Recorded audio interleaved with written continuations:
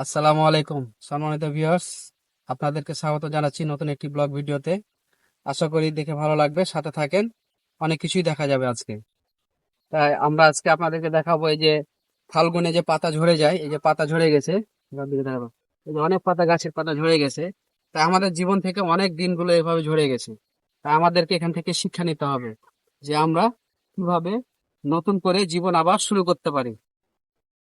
তো এখানে কিছু হচ্ছে যে আপনার এখানে কিছু ডালপালা আছে, যে যা হচ্ছে যে কিছু গাছের ডাল কেটে নেওয়া হয়েছে। এখান থেকে এখানে নিম গাছের ডাল কেটে নেওয়া হয়েছে।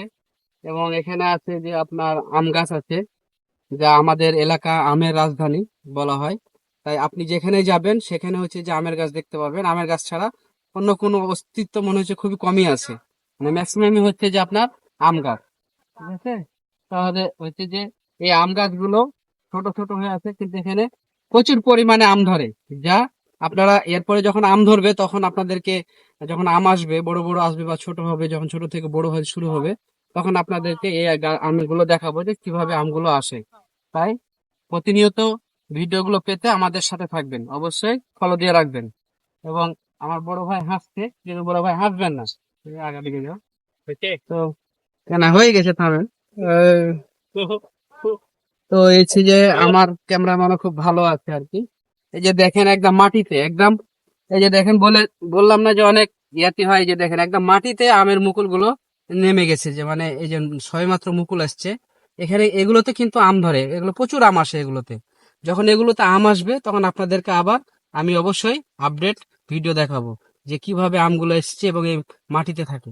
এবং পাশে আছে পুকুর, এই পুকুরে হচ্ছে যে মাছ চাষ করা হয়। So, এই হচ্ছে যে পুকুর, কিন্তু পুকুরে এখানে এখন আসলে একটা ভিডিও বানাতে কতটা কষ্ট করতে হয় কষ্ট আপনাদের। করতে হয়।